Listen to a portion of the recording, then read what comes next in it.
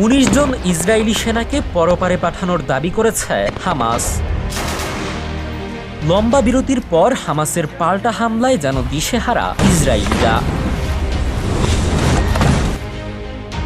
হামাসের দাবি, পূর্ব রাফার আল-তান্নুর এলাকায় ওমর ইবনে আব্দুল আজিজ মসজিদের কাছে একটি ইসরায়েলি সৈন্যদলের উপর শক্তিশালী বিস্ফোরক হামলা চালানো হয়। এতে 7 জন সৈন্য নিহত হয়।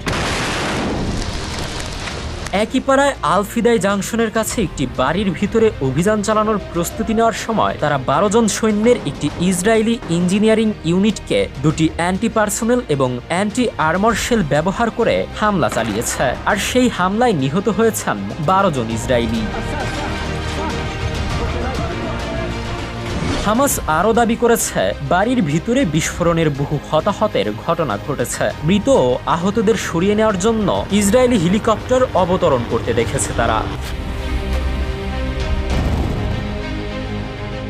8 মে বৃহস্পতিবার ইসরায়েলি গণমাধ্যমের বরাত দিয়ে আল জাজিরা জানিয়েছে, গোলানি ব্রিগেডের সেনারা একটি ভবন উড়িয়ে দিতে গিয়ে ওই বিস্ফোরণের শিকার হন। এ ঘটনার ওপর বর্তমানে ইসরায়েলি গণমাধ্যমে নিষেধাজ্ঞা জারি রয়েছে। সেই সঙ্গে সরকারিভাবেও কোনো মন্তব্য দেওয়া হয়নি। তবে রাফা শহরের প্রত্যক্ষদর্শীরা জানিয়েছেন, সেখানে একটি বড় ধরনের বিস্ফোরণ ঘটে। পরে ইসরায়েলি হেলিকপ্টার এসে হতাহত সেনাদের উদ্ধার করে নিয়ে যায়।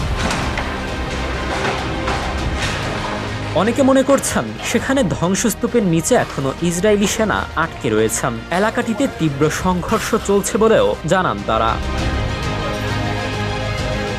আল কাশাম ব্রিগেড জানিয়েছে, পূর্ব রাফার আল জেনিনা এলাকায় ইসরায়েলি সেনাদের সাথে তাদের যোদ্ধাদের তীব্র যুদ্ধ চলছে। তবে ইসরায়েলি সেনাবাহিনী এখনো এই ঘটনাগুলো সম্পর্কে কোনো মন্তব্য করেনি। ইসরায়েলি সেনাবাহিনী প্রায়ই তাদের ক্ষয়ক্ষতির প্রকৃত সংখ্যা গোপন করে বলে অভিযোগ রয়েছে।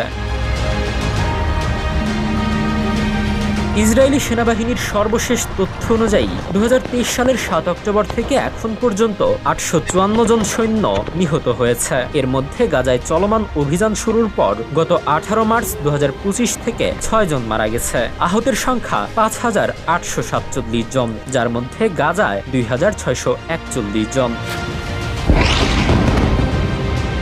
অন্যদিকে 7 অক্টোবর থেকে ইসরায়েলি হামলায় গাজায় প্রায় 52,800 জন নিহত হয়েছে, যাদের মধ্যে বেশিরভাগই নারী ও শিশু।